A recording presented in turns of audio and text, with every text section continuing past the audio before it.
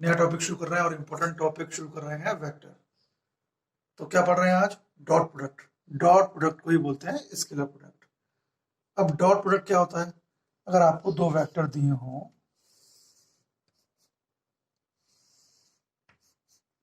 ये दिया हो ए बार, डायरेक्शन इसकी इस तरफ से है, और ये दिया हो बी बार, और उनकी बीच एंगल हो थीटा। ठीक, तो dot product A bar dot B bar.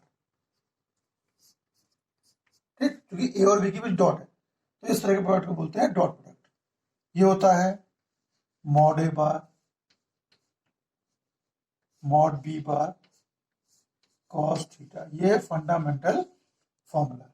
Dot product क्यों बोलते हैं उसको? क्योंकि लेफ्ट साइड में ए बार और बी बार के बीच डॉट है। स्केलर प्रोडक्ट क्यों बोलते हैं? क्योंकि राइट साइड में कहीं भी वेक्टर नहीं है। ये वेक्टर का मॉड है, तो ये एक नंबर है, ये वेक्टर नहीं है। ये बी बार वेक्टर का मॉड है, तो ये एक नंबर है, ये वेक्टर नहीं है। कॉस थीटा ये भी एक नंबर है। तो ये पूरी एक स्केलर क्वांटिटी है। तो A bar dot B bar होता है mod A bar mod B bar cos theta. इसे बोलते हैं डॉट प्रोडक्ट और स्केलर प्रोडक्ट। अब देखिए, इसकी एक इंपॉर्टेंट प्रॉपर्टी है। अगर ए और बी के बीच एंगल 90 डिग्री हो, तो थीटा क्या होगा? कॉस 90। तो उस केस में अगर ए बार और बी बार परपेंडिकुलर हो या उनके बीच एंगल 90 हो, तो ए बार और बी बार क्या होगा? Mod A bar mod B bar cos 90। Cos 90 नहीं 0। तो सेकंड, क्या अगर दो vector A bar B bar perpendicular हो, तो A bar dot B bar equal to 0 आएगा। ये आपको पॉइंट क्लियर हो गया है ना? 0 कैसे आएगा? परपेंडिकुलर मींस एंगल 90 है। एंगल क्या है? थीटा। कॉस 90 0, तो समथिंग 0 हो गई, तो ए डॉट बी 0 हो गया। थर्ड देखो, अब जब मैं ए डॉट बी निकाल रहा हूं, तो प्रोटेक्टर ए पे रख के एंगल मेजर कर रहा हूं एंटी क्लॉकवाइज। ठीक, अब अगर मैं बी डॉट ए करूंगा, तो रखूंगा प्रोटेक्टर बी पर, एंगल मेजर करूंगा क्लॉकवाइज। तो उस केस में एंगल क्या आ जाएगा? Mod A bar mod B bar cos minus theta. और आप जानते हो कि कॉस माइनस थीटा होता है कॉस थीटा। तो इस चीज को हम ए बार डॉट बी बार लिख सकते हैं। मतलब वेक्टर में कम्यूटेटिव प्रॉपर्टी होल्ड करती है, मतलब ए डॉट बी को बी डॉट ए लिख सकते हैं। ठीक है, ये पॉइंट क्लियर हो गया? ठीक है बेटा। तो B bar dot A bar equal to होता है A bar dot B bar. Fourth, suppose हमें दो वेक्टर दिए हैं, दोनों के बीच एंगल निकालना है। तो एंगल निकालने के लिए बेटा हम फर्स्ट वाला ही प्रॉपर्टी यूज करते हैं। क्या है? A bar dot B bar equal to mod A mod B bar cos theta है। तो कॉस थीटा हो गया, क्या हो गया बेटा? A bar dot B bar upon mod A bar mod B bar. ठीक, अब देखिए, अब एक टेबल बनाते हैं। हाँ बेटा, अब जरा इंपॉर्टेंट प्रॉपर्टी डिस्कस कर लें। मैंने एक टेबल बनाई है। हॉरिजॉन्टल में आई जे के लिखा है, वर्टिकल में भी आई जे के लिखा है, बीच में डॉट है। अब यहाँ क्या आएगा? जब मैं आई से डॉट प्रोडक्ट करूंगा, है ना? I dot I, A dot B क्या होता है? Mod A mod B cos theta.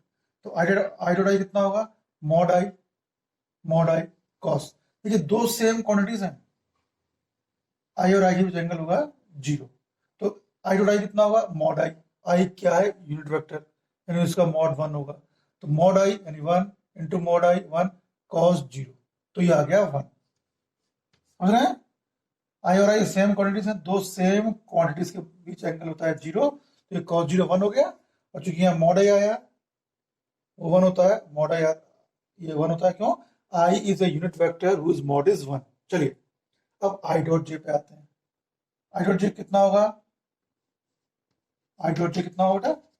Mod i mod j cos i. और जे, आई होता है एक्स एक्सिस के अलोंग यूनिट वेक्टर, जे होता है वाई एक्सिस के अलॉन्ग यूनिट वेक्टर, तो एक्स एक्सिस और वाई एक्सिस उनके बीच एंगल होता है 90 और cos 90 होता है 0, तो 0 इंटू समथिंग इज 0, तो आई डॉट जे 0।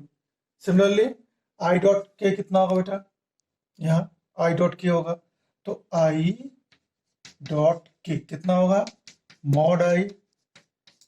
मॉड के कॉस, आई होता है एक्स एक्सिस के अलॉन्ग, के होता है जेड एक्सिस के अलॉन्ग, ठीक है। 3D में एक्स एक्सिस, वाई एक्सिस और जेड तीनों पे परपेंडिकुलर होती है, means Z axis is always perpendicular to X axis, मतलब एंगल हो गया 90, cos 90 0। तो आप देख रहे हो जब सेम आ रहा है तो 1 आ रहा है, जब आई डॉट के जब अलग अलग क्वांटिटीज है तो 0 आ रहा है ना। सिमिलरली जे डॉट आई ये भी 0 होगा, जे डॉट जे 1 होगा, जे डॉट के 0 होगा, के डॉट आई 0 होगा, के डॉट जे 0 होगा, के डॉट के 1 होगा। अब देखिए इसका यूज कहाँ होगा, इसका यूज ये होगा अगर आपको A bar equal to A1 i cap plus A2 j cap plus A3 k cap दिया हो और बी बार भी उसके कंपोनेंट्स में दिया हो, B1 आई कैप, B2 जे कैप प्लस B3 के कैप, तो A bar dot B bar क्या होगा, लिखो ए बार क्या होगा बेटा, A1 i cap, A2 j cap, A3 k cap dot B1 I cap, B2 J cap plus B3 के कैप, इंटू करो, A1 आई कैप को इंटू किया B1 आई कैप से, तो A1 इंटू B1 हो गया और I इंटू आई 1 हो गया। अब A1 आई कैप को इंटू किया B2 जे कैप से, तो A1 B2 आएगा लेकिन I इंटू जे आएगा, I इंटू जे 0, फिर A1 आई कैप को किया B3 के कैप से, तो I इंटू के तो 0 हो गया, ठीक। फिर A2 जे कैप से आए, A2 जे कैप का B1 आई कैप ने किया, तो A2 इंटू B1 होगा लेकिन J इंटू आई 0 हो गया। फिर यहाँ A2 जे कैप का हो गया B2 जे कैप से इंटू J इंटू J तो 1 आएगा, तो A2 B2 आएगा। सिमिलरली A2 का B3 से इंटू होगा, तो यहाँ J कैप है वहाँ K कैप है, 0 हो गया। A3 पे आओ, A3 K कैप है, A3 इंटू B1 होगा लेकिन K cap into J cap 0 हो गया। Similarly K cap into J cap 0 है ना, तो आ गया A3 B3। तो जब ए बार इंटू बी बार करेंगे तो जिनमें सेम है आई आई इंटू होंगे, जे इंटू होंगे, के इंटू होंगे, बाकी सब 0 हो जाएंगे, ठीक है। इंपॉर्टेंट टॉपिक प्रोजेक्शन, आप लोगों ने फिजिक्स से पढ़ा हुआ है, अगर दो वेक्टर दिए हों, ठीक, इसको मान लें बी बार, इसको मान लें ए बार, ठीक है। अब ए बार का प्रोजेक्शन डालना है, ए बार का प्रोजेक्शन निकालना है बी बार के डायरेक्शन में, इसको कंपोनेंट भी बोल सकते हैं। तो ए बार का प्रोजेक्शन बी बार पे वो क्या होता है, हम ऐसी टॉर्च ऊपर से जलाएं कि इसकी ए बार की छाया बी बार पे परपेंडिकुलर पड़े, ये छाया पड़ रही है परपेंडिकुलर, तो ये पोर्शन ये कहलाता है किसकी छाया है, ये ए बार की छाया, ये कहलाता है प्रोजेक्शन ऑफ ए बार।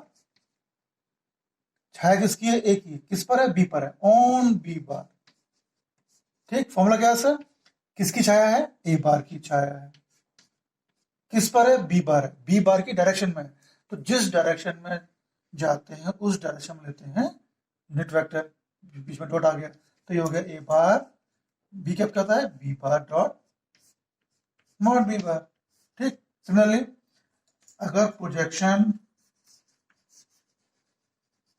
निकालना हो बी बार का, किसका प्रोजेक्शन है, बी बार का, तो बी बार आ गया, किस पर है, ए बार पे है, नहीं ए बार के डायरेक्शन में आ गया यूनिट वेक्टर, तो ये बी बार बीच में डॉट आएगा बेटा, ए बार बाय मॉड, तो आपको ये फॉर्मूला क्लियर हो गया होगा, ठीक है। जिस डायरेक्शन में निकालते हैं प्रोजेक्शन उस डायरेक्शन में यूनिट वेक्टर आता है, पहला वेक्टर एज इट इज रहता है। क्वेश्चन 2 है, बहुत इंपॉर्टेंट क्वेश्चन है, हर साल ऐसा क्वेश्चन आ रहा है, ध्यान से देखिए। ये बोल रहा है find the angle between these two vectors, तो एक को ए बार मान लिया, let it be A bar I cap minus 2j cap plus 3k cap. बिल्कुल श्योर क्वेश्चन है, बताइए। चलिए, अब एंगल कैसे निकलता है? हमने डॉट प्रोडक्ट का फॉर्मूला पढ़ा है, क्या होता है वो?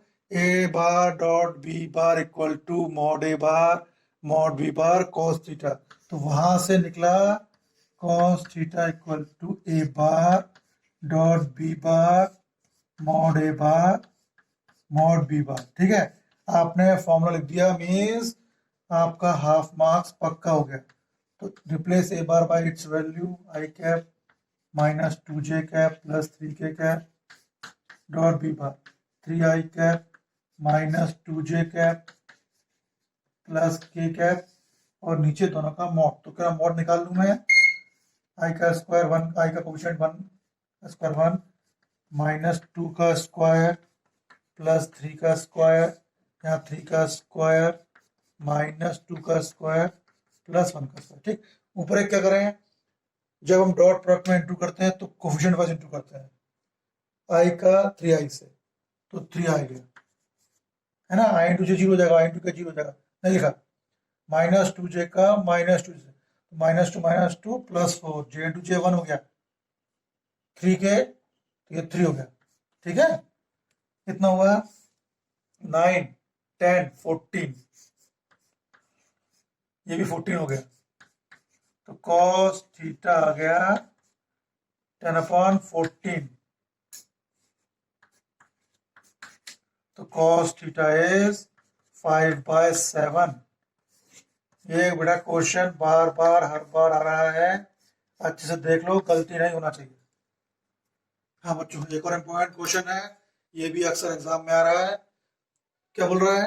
Projection, find the projection of I cap minus J cap on I cap plus J cap. इसका प्रोजेक्शन निकालना है आई कैप प्लस जे कैप पर, यानी इसकी डायरेक्शन में। तो ए बार फर्स्ट वाले को मान लिया, बी बार सेकंड वाले को मान लिया। अब क्या बेटा हुआ? आई माइनस जे, यानी ए बार का प्रोजेक्शन निकालना है बी बार पर या बी बार की डायरेक्शन पर। देखो formula, projection of A bar on B bar. इन क्वेश्चन में आप समझ गए होंगे, ये इंपॉर्टेंट है कि ऑन किस पे निकालना है। तो ऑन इस पे निकालना है ना, तो उसको मैंने बी मान रखा है, तो उसके डायरेक्शन में यूनिट वेक्टर आएगा। और बी बार क्या होता है? बी क्या कहता है? B bar by mod B bar. चलो ए डॉट बी निकालो, कोफिशिएंट वाइज इंटू करो। आई का कोफिशिएंट 1, आई का coefficient J cap dot I cap plus J cap upon mod B bar mod I plus J. Into करेंगे बेटा, कैसे into करेंगे? Coefficient wise. आई का कोफिशिएंट 1 है, आई का कोफिशिएंट 1, आई इंटू 1 होता है, आई का जैसे होगा नहीं 0 हो जाएगा, माइनस जे का जे से माइनस 1 आ गया बेटा, रूट आई के कोफिशिएंट का स्क्वायर, तो आप देखो 0 आ गया। ठीक, दिस आंसर।